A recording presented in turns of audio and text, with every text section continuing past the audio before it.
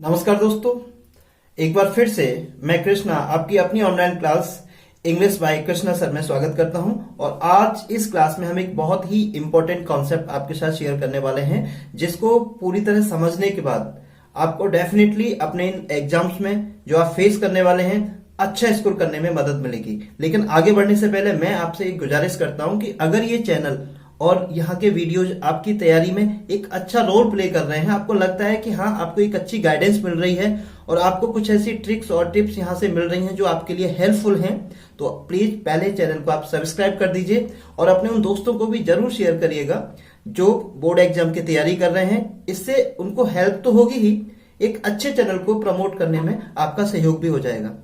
और bell icon को press करना बिल्कुल मत भूलिएगा, जिससे जैसे ही हम वीडियो अपलोड करें तुरंत उसका नोटिफिकेशन आपको मिले और वो वीडियो आप देख पाए। क्योंकि फ्रेंड्स टाइम बहुत कम है और इस लिमिटेड टाइम के अंदर हमें पूरे सिलेबस को एक तरीके से स्कैन करना है और अपने जो चांसेस हैं उनको बेटर करना है कि हम अच्छा स्कोर कर सकें।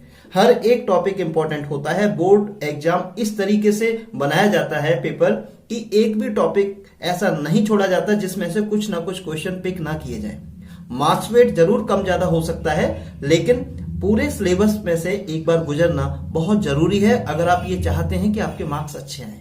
ओके दोस्तों, यहाँ एक छोटी सी बात मैं और शेयर करना चाहूंगा। वैसे तो आपको जो पेपर है उसका पैटर्न काफी हद तक पता होगा, क्योंकि सैंपल पेपर्स में ये जो मॉडल पेपर्स मार्केट में अवेलेबल हैं उनमें ये पैटर्न डिस्कस किया गया है। लेकिन एक बार फिर से इसको जान लेते हैं। इसमें कुछ बातें ऐसी हैं जो मैं आपके साथ शेयर करना चाहूंगा।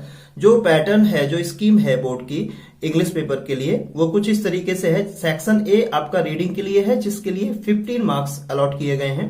सेक्शन बी राइटिंग सेक्शन है, जिसको आप कंपोजिशन भी कह सकते हैं। इसी में वो कंटेंट आता है जैसे कि essay writing, story writing, letter writing, application writing, ये इसी सेक्शन में है। इसके लिए 20 मार्क्स अलॉट किए गए हैं। और third section, section C grammar के लिए है, जिसमें आपको ग्रामर के जो चैप्टर्स हैं उनसे सीधे सीधे क्वेश्चन किए जाते हैं और ये 25 मार्क्स का है। अच्छा खासा मार्क्स वेट दिया गया है। और सेक्शन डी लिटरेचर का है, 40 मार्क्स। तो अगर आप ओवरऑल इसको जरा देखें तो आप पाएंगे कि ए बी सी ये तीनों सेक्शन इंग्लिश सेकंड से हैं और इनका टोटल मार्क्स वेट है 60, यानी आपका 60% पेपर इंग्लिश सेकंड से आएगा और 40% लिटरेचर से। तो ग्रामर का अच्छा खासा मार्क्स वेट यहां पर आप देख रहे हैं।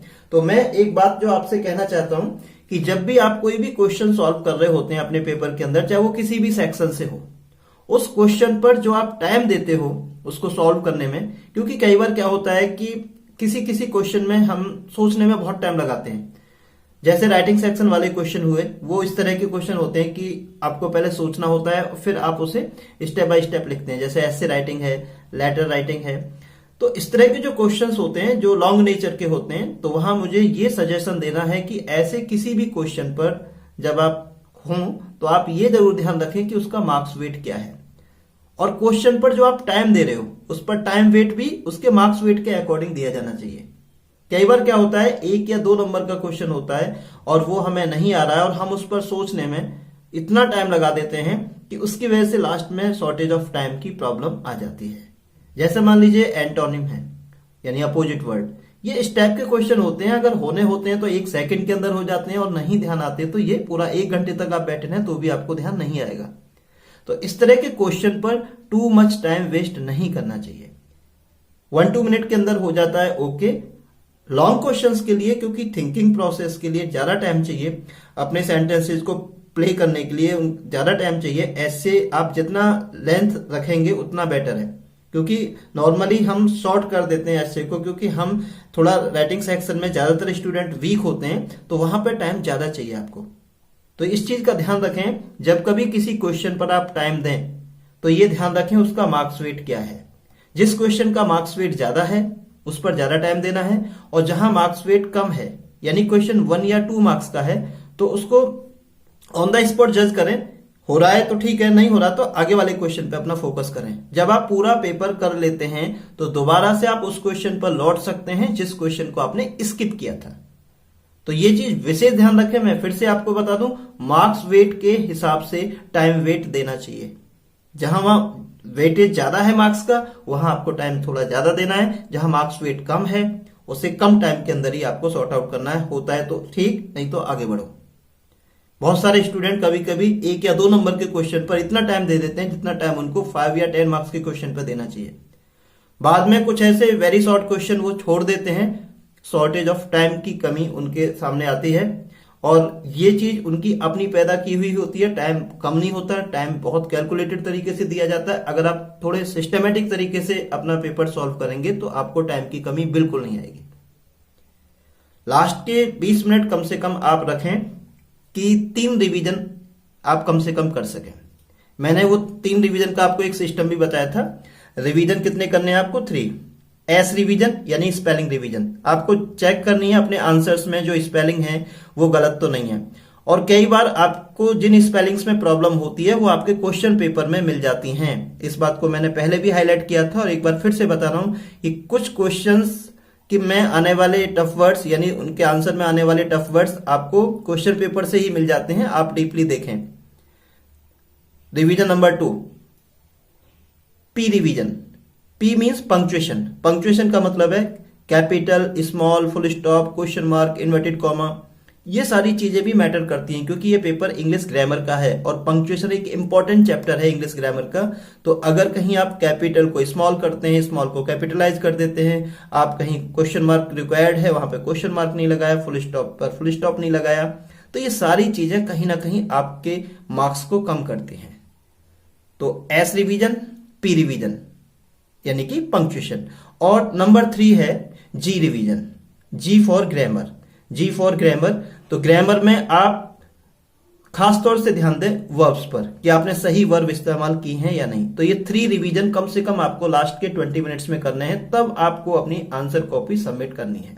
फिर से एक बार समझ लीजिए, एस रिवीजन यानी स्पेलिंग्स चेक करनी है, स्पेलिंग रिवीजन पूरी आंसर सीट जो है आपकी उसमें स्पेलिंग्स को चेक करें अपनी आंसर कॉपी में, कहीं कोई स्पेलिंग गलत तो नहीं है।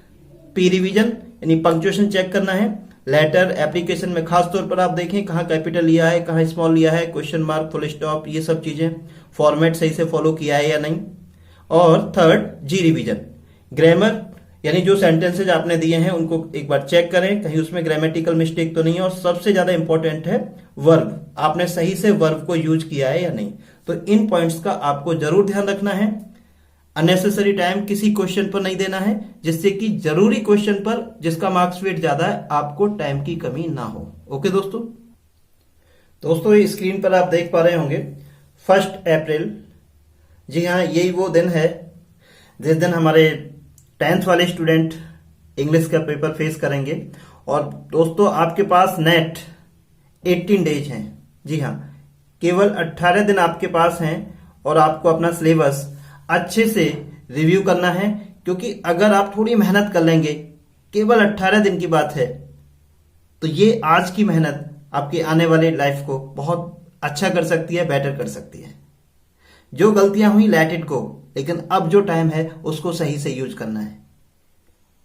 क्योंकि फ्रेंड्स एक सच्चाई ये भी है कि यूपी बोर्ड के स्टूडेंट मैथ्स और साइंस को लेकर ज्यादा सीरियस होते हैं। उनके ट्यूशंस लगातार रहते हैं राउंड द ईयर मैथ्स में और साइंस में, लेकिन कहीं ना कहीं इंग्लिश को इग्नोर करते हैं कि बाद में कर लेंगे। और ये 2-3 महीने में फिर वो सही से कवर कर नहीं पाते हैं और पेपर आपका इस तरीके से बनाया जाता है कि अगर आपने सिलेबस को ज्यादा से ज्यादा टच किया है, ज्यादा से ज्यादा चैप्टर्स आपने किए हैं, तो आप अच्छा स्कोर कर सकते हैं, नहीं तो आपको प्रॉब्लम हो सकती है। और जो 12th के जो स्टूडेंट्स हैं हमारे यूपी बोर्ड के, उनकी कयामत का दिन है 6 अप्रैल। जी हाँ, चिंता मत करिए, आपका टाइटैनिक डूबेगा नहीं, ना ही 10th वालों का ना ही 12th वालों का, क्योंकि आप मेहनत कर रहे हैं, हम आपके साथ हैं। और मुझे उम्मीद है कि ये जो टाइम है कम है, लेकिन अगर हम अपना 100% दें तो ये टाइम इतना भी कम नहीं है, हम बहुत अच्छे से सिलेबस को रिवाइज कर सकते हैं।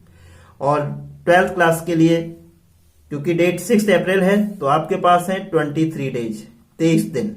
जी हाँ, तो आपका जो फाइनल है एक तरीके से एग्जामिनेशन का, जैसे वर्ल्ड कप फाइनल होता है, आप भी ऐसे ही मान सकते हैं, वही एक्साइटमेंट है, वही जोश है कि पता नहीं क्या होगा, कैसा आएगा पेपर। तो आपके पास 10th वालों के पास 18 दिन है और 12th वालों के पास 23 दिन है।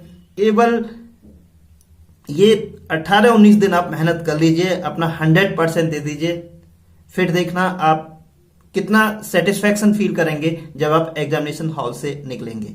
तो बस मैं आपको एक मोटिवेशन भी देना चाहता हूं कि कभी कभी लाइफ में कुछ टाइम हमारे लिए ज्यादा इंपॉर्टेंट होता है, और आपका मोस्ट इंपॉर्टेंट टाइम करियर का अब चल रहा है, क्योंकि जो परफॉर्मेंस आप दे पाएंगे यही 10th और 12th की मार्कशीट लाइफ टाइम आपके करियर में आपको हंट करेंगे। Be serious, don't waste time, give your 100%, you can do it. मित्रों, अब हम अपने इस वीडियो के मोस्ट इंपॉर्टेंट पार्ट की तरफ बढ़ते हैं। जैसा कि मैं आपको बता रहा था कि ग्रामर में मार्क्सशीट है 25, और इस सेक्शन सी में जो कि ग्रामर का है, जो कि 25 मार्क्स का है, एक क्वेश्चन होता है जिसको आप बोलते हैं एंटोनिम्स। ये एक रेगुलर क्वेश्चन है, बोर्ड एग्जाम में रेगुलर आता है ये, और आता 2 मार्क्स का है, लेकिन ये इस टाइप के जो शॉर्ट क्वेश्चंस होते हैं इसमें 100% मार्क्स लिए जा सकते हैं, इनमें मार्क्स कटते नहीं हैं। तो अगर आप थोड़ा सा ध्यान दें छोटे छोटे चैप्टर्स पर, तो ये बहुत सिंपल भी हैं, इनको करना बहुत आसान है। 2-3 बार आप रिवाइज करें उन वर्ड्स को जो आपकी बुक में दे रखे हैं, जो आपके मॉडल पेपर्स में दे रखे हैं, तो आपको काफी हेल्प मिल सकती है। आज मैं कुछ जानकारी आपको इसी कॉन्सेप्ट के बारे में देना चाहता हूं, जो कि आपकी बोर्ड एग्जाम की जो स्कीम है उसका इंपॉर्टेंट प्लेयर है, एंटोनिम्स। एंटोनिम्स वाले क्वेश्चंस में कुछ बातें ऐसी हैं जिन्हें आप जान लोगे तो आपको काफी हेल्प हो सकती है। फ्रेंड्स, एंटोनिम्स जिसकी स्पेलिंग है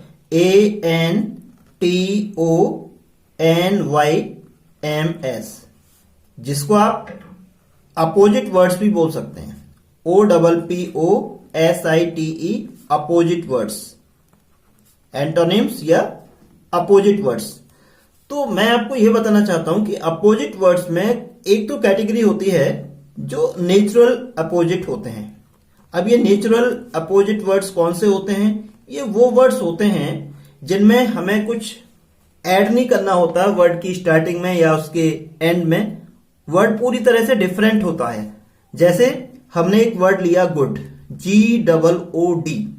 अब जब आप इसका अपोजिट देते हैं तो इसका अपोजिट क्या है? BAD, bad. एक और एग्जांपल लेते हैं, नाइट, NIGHT, इसका अपोजिट क्या है? डे। ये वो हैं जो हम कह सकते हैं नेचुरल अपोजिट हैं। जो स्पेलिंग्स हैं दोनों वर्ड्स की टोटली यूनिक होती हैं, इसमें कोई ऐसा ट्रिक या फॉर्मूला नहीं दिया जा सकता कि आपको ये करना है, इनको लर्न ही करना होता है प्रॉपर तरीके से, there is no way. 1-2 example और दे सकते हैं हम इसमें, जैसे कि वर्ड लिया हमने अगली, UGLY, अगली मीन्स बदसूरत, इसका अपोजिट क्या हो गया? Beautiful, BEAUTIFUL। तो फ्रेंड्स, कुछ हद तक आप मेरा पॉइंट समझ पाए होंगे। ये जो एडजेक्टिव है ये कौन सी कैटेगरी है? Natural, NATURAL। अब मैं दूसरी जो कैटेगरी है उसको आपके साथ डिस्कस करना चाहता हूं। ये जो कैटेगरी है इसको हम बोलते हैं एफिक्सल कैटेगरी। एफिक्सल वो वर्ड्स होते हैं जो एफिक्सिस से बनते हैं, AFFIXES। एफिक्स के बेस पर जो वर्ड्स अपोजिट बनते हैं उनको हम एफिक्सल वर्ड्स कहते हैं। ये टॉपिक थोड़ा आपके लिए नया है और इसमें कुछ चीजें आपके लिए बिल्कुल डिफरेंट होंगी, लेकिन मैं आपको ये शेयर इसलिए कर रहा हूं कि ये बहुत इंपॉर्टेंट टॉपिक है। एंटोनिम्स में ये अगर आपको समझ में आ गया कॉन्सेप्ट तो आपको बहुत आसानी हो जाएगी लर्न करने में, और इससे आपको बहुत सारी चीजों में हेल्प मिल सकती है। तो एफिक्सिस हैं क्या? एफिक्सिस ऐसे कुछ वर्ड्स होते हैं जो किसी वर्ड के साथ अटैच किए जाते हैं। वर्ड नहीं कहना चाहिए, लेटर ग्रुप कहना चाहिए। कुछ ऐसे ग्रामेटिकल एलिमेंट होते हैं, लेटर होते हैं, जो किसी वर्ड के एंड में या फिर किसी वर्ड की स्टार्टिंग में लगाए जाते हैं या उसके मिडिल में लगाए जाते हैं और एक नया वर्ड डेवलप कर देते हैं। इनको हम एफिक्सिस कहते हैं। तो इंग्लिश ग्रामर के अंदर आपके सिलेबस में एफिक्सिस में एक तो आपको पढ़ाए जाते हैं प्रीफिक्स, PREFIX, प्रीफिक्स। एक आपको पढ़ाए गए हैं suffix, SUFFIX, suffix. Prefix, suffix, ये तो आपने सुना होगा, पढ़ा भी होगा, 10th में भी है ये और 12th में भी है। ये आप 9th 10th 11th 12th में कुछ ना कुछ इनके बारे में जरूर पढ़ा होगा, प्रीफिक्स सफिक्स। लेकिन ये आगे जो मैं 2 शेयर करने वाला हूं शायद इनके बारे में आपने नहीं पढ़ा होगा। एक है सरकमफिक्स, CIRCUMFIX, और फोर्थ है इनफिक्स, INFIX। तो कुल मिला के कितने एफिक्स हो गए? 4, प्रीफिक्स, सफिक्स, सरकमफिक्स और इनफिक्स। अब सवाल ये पैदा होता है कि ये हैं क्या, इनका यूज क्या है, और एंटोनिम वाले टॉपिक में इसकी क्या यूटिलिटी है, क्या उपयोगिता है, मैं आपको ये क्यों डिस्कस कर रहा हूं, इसका क्या कनेक्शन आपके बोर्ड एग्जाम से है। तो ये मैं आपको एक एक पॉइंट बिल्कुल क्लियर करने वाला हूं। इस वीडियो को एंड तक देखने के बाद आपको एक तरीका समझ में आ जाएगा एंटोनिम्स को याद करने का, और आप बहुत आसानी महसूस करेंगे, इतना ज्यादा कंफ्यूजन आपको नहीं रहेगा, और ये चीज आपको बहुत हेल्प करेगी इस पेपर में, ये जो एंटोनिम वाला क्वेश्चन है इसको डील करने में। ओके दोस्तों, तो फ्रेंड्स सबसे पहले हम समझते हैं प्रीफिक्स को। प्रीफिक्स होते क्या हैं? प्रीफिक्स वो लेटर ग्रुप होते हैं जो किसी वर्ड की स्टार्टिंग में जोड़े जाते हैं और एक नया वर्ड क्रिएट कर देते हैं। फॉर एग्जाम्पल मैं एक वर्ड देता हूं यहां पर, लोड, LOAD। अब हमने इस वर्ड से पहले एक लेटर ग्रुप सेट किया, RE। अब वर्ड क्या हो गया? रीलोड। लोड मतलब किसी सामान को किसी गाड़ी में रखना, और रीलोड मतलब दोबारा से गाड़ी को लोड करना। तो यहां पे आपने देखा कि ये जो री है, इसने इस वर्ड के मीनिंग में एक चेंज पैदा कर दिया है, एक नया वर्ड डेवलप हो गया है, लोड से रीलोड। तो इस वर्ड के अंदर ये री क्या है? प्रीफिक्स। तो क्या समझ में आया आपको? किसी भी वर्ड से पहले जो लेटर ग्रुप अटैच किए जाते हैं, ऐसे अफिक्सेस को हम क्या बोलते हैं? प्रीफिक्स। और कुछ एग्जांपल लेते हैं। जैसे जब मैं आपके लिए ये वीडियो तैयार करता हूं तो फिर मैं इसको क्या करता हूं? लोड नहीं जी, मैं इसको करता हूं अपलोड। मुझे उसको YouTube पर अपलोड करना होता है। तो यहां पे ये UP अपलोड के अंदर ये जो UP जो लेटर ग्रुप है, जो एफिक्स है, ये क्या है? प्रीफिक्स। जब आप अच्छे से किसी टॉपिक को समझते हैं तो आप उस क्वेश्चन को एग्जाम में क्या करते हैं? Correct, CORRECT। अगर आपने अच्छे से रिवीजन किया है तो उस क्वेश्चन को आप करेक्ट करेंगे, लेकिन अगर आपने लापरवाही बरती है तो वो क्वेश्चन आपसे क्या हो जाएगा? इनकरेक्ट। क्या समझे? ये जो इन है, ये जो लेटर ग्रुप है जो हमने करेक्ट से पहले लगाया है, ये क्या है? प्रीफिक्स। तो रीलोड के अंदर री, अपलोड के अंदर अप, और इनकरेक्ट के अंदर इन, ये क्या है? प्रीफिक्स। एक और एग्जांपल लेते हैं। जब आप अच्छे से मेहनत करेंगे, आपके मार्क्स अच्छे आएंगे, तो आप क्या होंगे? Happy, HAPPY, happy. लेकिन अगर कहीं कोई आपने लापरवाही कर दी तो क्या होंगे आप? अनहैप्पी। तो ये अन क्या है? प्रीफिक्स। तो प्रीफिक्स क्या होते हैं? जो किसी वर्ड से पहले अटैच किए जाते हैं, उसके हेड में अटैच किए जाते हैं। हेड मतलब उस वर्ड से पहले। जैसे आप रीलोड के अंदर री, अपलोड के अंदर अप, इनकरेक्ट के अंदर इन, और अनहैप्पी के अंदर अन। ये क्या है? प्रीफिक्स।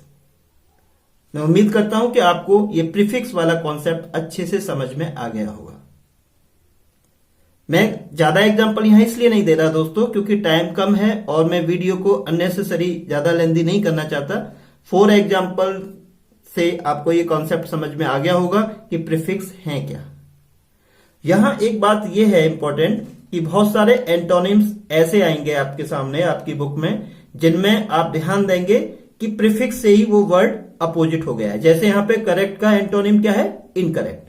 हैप्पी का अपोजिट यानी कि एंटोनिम क्या है? अनहैप्पी। तो बहुत सारे वर्ड्स ऐसे होते हैं जो प्रीफिक्स की हेल्प से क्या हो जाते हैं? एंटोनिम। अब हम बात करते हैं सफिक्स की। सफिक्स में हम कुछ एग्जांपल लेते हैं। जैसे एक वर्ड है यूज, और इसमें हमने अटैच कर दिया फुल। लेकिन जब हम फुल अटैच करेंगे तो फुल की वैसे स्पेलिंग FULL होती है, लेकिन यहां पर ये FULL नहीं, FUL, एक L माइनस हो जाता है। तो यूज में हम फुल प्लस करते हैं तो वर्ड बन जाता है यूजफुल। तो यहां पे ये जो फुल है ये क्या है, सफिक्स। तो सफिक्स क्या होते हैं, जो किसी वर्ड के बाद में अटैच किए जाते हैं। ऐसे अफिक्सेस को हम क्या बोलते हैं, सफिक्स, जो वर्ड के टेल में, वर्ड के बाद अटैच किए जाते हैं। अब एक वर्ड और लेते हैं, यूजलेस, LESS।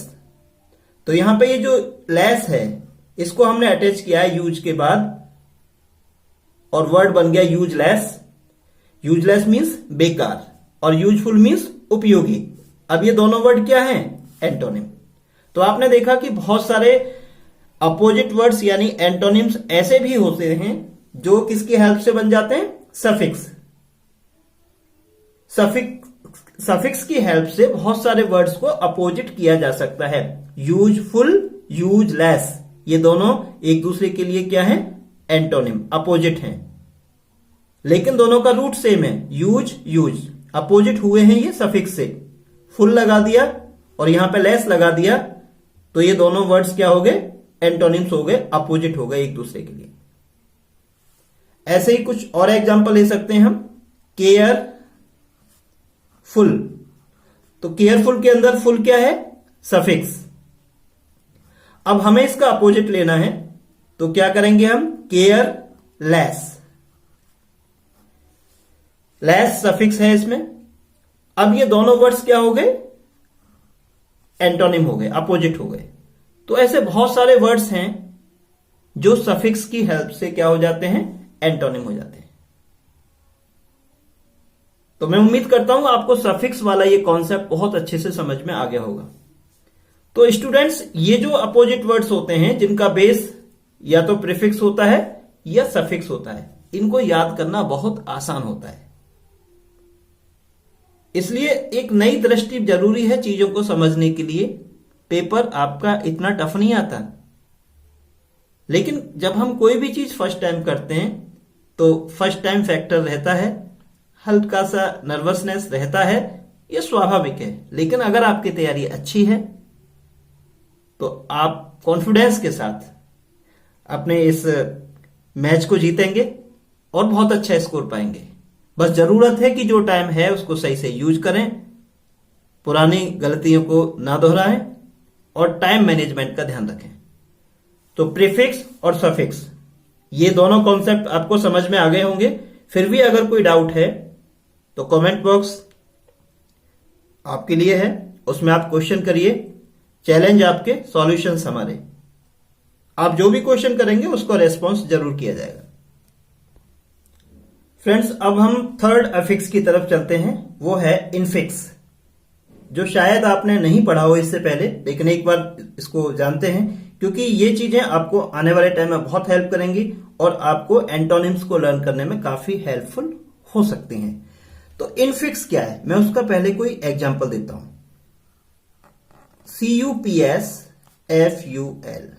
Cups full. ये जो वर्ड मैंने लिखा है इसके अंदर ये जो एस आप देख रहे हैं, ये इस वर्ड को प्लूरल में कन्वर्ट कर रहा है। सिंगुलर वर्ड था कप फुल, कप फुल यानी कप भर के, कप्स फुल मतलब बहुत सारे कप भर के। तो इंग्लिश के अंदर कुछ वर्ड्स काफी रेयर होते हैं, बड़े इंटरेस्टिंग होते हैं। तो बहुत सारे वर्ड्स आपने देखे हैं जिनको जब हम प्लूरल करते हैं तो उसके एंड में हम कुछ ना कुछ अटैच कर देते हैं, एस या ईएस, और वर्ड प्लूरल हो जाता है। जैसे pen, pens, paper, papers, exam, exams, girl, girls. और बहुत सारे वर्ड्स हैं जिनमें हम ईएस लगाते हैं, जैसे box, boxes, BOXES, match, matches, MATCHES। 80% words आप जब सिंगुलर से प्लूरल करते हो तो उसमें एस या ईएस लगाने से वो प्लूरल हो जाते हैं। कुछ वर्ड्स हैं जिनका स्पेलिंग में मिडिल में कुछ चेंज होता है, जैसे MAN, मैन मीन्स आदमी, पुरुष, और इसका प्लूरल क्या है, MEN। तो ऐसे भी वर्ड हैं। और भी एग्जांपल ले सकते हैं, जैसे चाइल्ड। तो चाइल्ड में हम एस या ईएस नहीं लगाते, चाइल्ड का प्लूरल क्या है, चिल्ड्रन। और कभी भी चिल्ड्रन में आपको एस नहीं लगाना। बहुत सारे स्टूडेंट बाय मिस्टेक उसमें भी एस लगा देते हैं। चिल्ड्रंस, चिल्ड्रन ऑलरेडी प्लूरल है, चाइल्ड उसका सिंगुलर है। तो 80% वर्ड्स आपको ऐसे मिलते हैं जिनके या तो लास्ट में एस या ई एस से प्लूरल हो जाते हैं, या उनकी स्पेलिंग में मिडिल में कोई चेंज आ जाता है। जैसे मैंने एग्जांपल दिया चाइल्ड का चिल्ड्रन और मैन का मैन।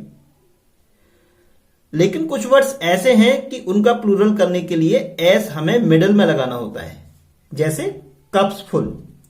ऐसे एक और वर्ड लेते हैं SPOON, spoon, S full, spoons full.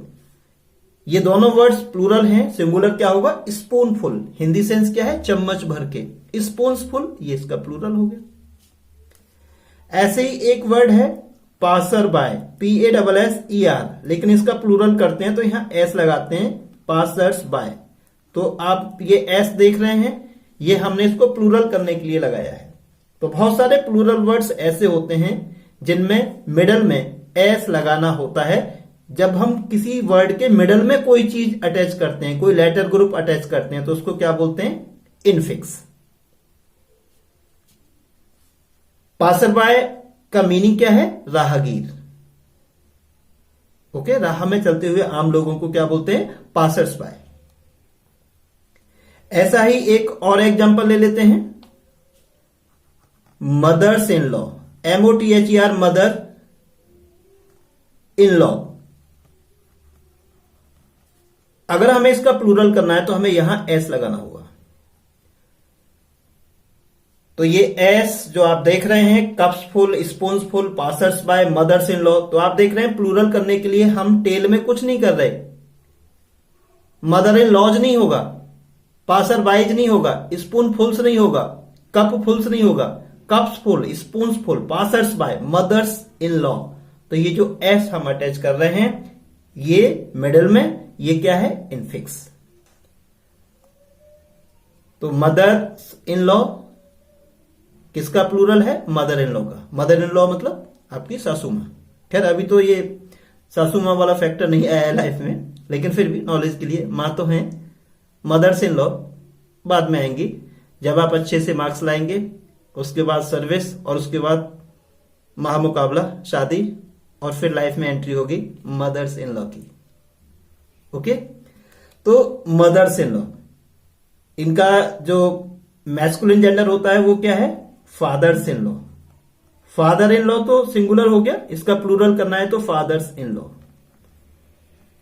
तो मैं तो मजाक में कभी कभी ये भी कहता हूं कि अपने ससुराल वालों से कभी भी पंगे नहीं लेने चाहिए, क्योंकि वहां पे सभी लॉयर होते हैं। Mothers in law, fathers in law, brothers in law, ऐसे लगता है कि सबके सब LLB होल्डर हैं, सबके सब वकील हैं। और जब एक ही फैमिली में इतने सारे लॉयर्स हों तो उनसे हमें पंगा नहीं लेना चाहिए। इसलिए रिस्पेक्ट योर ससुराल वालाज। थोड़ा फन भी जरूरी है, क्योंकि एग्जाम्स में थोड़ा सा स्ट्रेस में रहते हैं सभी स्टूडेंट्स, और मैं चाहता हूं आप थोड़ा लाइट मूड रहें और तैयारी अच्छे से करें। ओके, तो अभी तक हमने आपको 3 एफिक्सेस के बारे में बताया। पहले हमने आपको बताया था प्रीफिक्स के बारे में, उसके बाद बताया था सफिक्स के बारे में, और उसके बाद इनफिक्स के बारे में। प्रीफिक्स में वर्ड से पहले अटैच किया जाता है, सफिक्स में वर्ड के टेल में अटैच किया जाता है बाद में, और इनफिक्स वो होते हैं जिसमें 2 वर्ड्स के बीच में हम कुछ लेटर ग्रुप अटैच करते हैं। जैसे यहां पे हमने एस किया है, कप्स फुल, वर्ड्स के बीच में। तो इस तरह के एफिक्सेस को क्या बोलते हैं? इनफिक्स। ओके दोस्तों, अब हम बढ़ते हैं अपने 4th और लास्ट टॉपिक की तरफ। जी हाँ दोस्तों, नेक्स्ट टॉपिक है सरकमफिक्स। ये सरकमफिक्स क्या है, ये भी आपके लिए नया टर्म होगा। चलिए इसको डिस्कस करते हैं। उसके लिए पहले मैं आपको कुछ एग्जांपल देता हूं। एक वर्ड है करेक्ट, CORRECT। आप इस वर्ड के साथ अच्छे से फेमिलियर होंगे, जाना पहचाना वर्ड है करेक्ट। इसके साथ हमने प्रीफिक्स अटैच किया इन, अब क्या हो गया? इनकरेक्ट।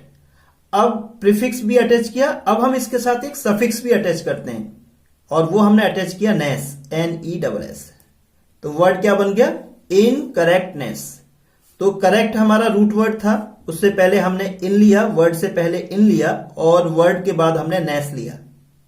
तो जब कभी किसी वर्ड की स्टार्टिंग में भी हम कुछ अटैच कर रहे हैं, और उस वर्ड के टेल में भी, एंड में भी कुछ अटैच कर रहे हैं, कोई लेटर ग्रुप, या हम कह सकते हैं कि स्टार्टिंग में हम प्रीफिक्स दे रहे हैं और उस वर्ड के टेल में हम सफिक्स दे रहे हैं, तो इस तरह के जो अटैचमेंट होते हैं उनको हम क्या बोलते हैं, सरकमफिक्स। तो इस वर्ड के अंदर इन और नेस ये क्या हो गए, सरकमफिक्स। यानी जब एक वर्ड के साथ दो एफिक्स होते हैं, प्रीफिक्स भी और सफिक्स भी, तो उन दोनों को मिला के क्या बोला जाता है, सरकमफिक्स। सरकमफिक्स का मतलब है वर्ड को दोनों तरफ से कवर करने वाले। तो इनकरेक्टनेस के अंदर इन और नेस ये सरकमफिक्स हैं। एक और एग्जांपल लेते हैं, फिट। अब इसमें प्रीफिक्स लिया हमने यूएन, तो क्या हो गया, अनफिट। और हमने अब इसमें अटैच किया सफिक्स NESS, अनफिटनेस। यानी जब हमारी फिटनेस सही नहीं होती उस अवस्था को हम क्या बोलते हैं, अनफिटनेस। एक दो एग्जांपल और ले लेते हैं। Prison, PRISON, prison means jail. अब इसके साथ हम अटैच करते हैं एक prefix IM, im prison means किसी को जेल में डाल देना। तो इम क्या है यहां पे, प्रीफिक्स। अब इसमें हमने अटैचमेंट किया सफिक्स का और सफिक्स लगाया हमने MENT, तो पूरा वर्ड क्या बन गया, इम्प्रिजनमेंट। इम्प्रिजनमेंट मीन्स कैद। तो फ्रेंड्स इस तरीके से ये इम और मेंट, ऊपर अन और नेस, इधर इन और नेस, ये इन वर्ड्स में क्या थे, सरकमफिक्स। तो मुझे पूरी उम्मीद है ये 4 टॉपिक्स जो कि हमने आपके साथ शेयर किए थे उनको एक बार रिकैप करते हैं। First of all prefix, suffix, infix और सरकमफिक्स, ये 4 कॉन्सेप्ट हमने आपको बताए। ये 4 मिलकर के क्या कहलाते हैं, अफिक्स। तो इस वीडियो को आप अच्छे से देखिएगा और जो भी इंपॉर्टेंट चीजें हमने आपके साथ डिस्कस की हैं उनको आप नोट कर सकते हैं, जिससे कि आगे आपको हेल्प मिले। किसी भी तरह का कोई सजेशन हो, कोई क्वेश्चन हो, कमेंट बॉक्स में शेयर करिएगा। I will definitely reply you, हम जवाब जरूर देंगे। कहीं आपको मेरा कोई वर्ड समझ में नहीं आया, लैंग्वेज को लेकर के कोई प्रॉब्लम है, कैसा भी कोई सजेशन है, आप उसे बता सकते हैं। और इस तरह के वीडियो जो हम आपको शेयर कर रहे हैं इनको अपने उन दोस्तों तक जरूर फॉरवर्ड करें, शेयर करें जो बोर्ड एग्जाम की तैयारी कर रहे हैं। हम वायदा करते हैं कि बोर्ड एग्जाम से 2-3 दिन पहले तक हम पूरे सिलेबस को रिवाइज करा चुके होंगे। बस आपको मेहनत करनी है और हमारा साथ देना है। मैं ईश्वर से आपकी कामयाबी की प्रार्थना करता हूं। जय हिंद दोस्तों।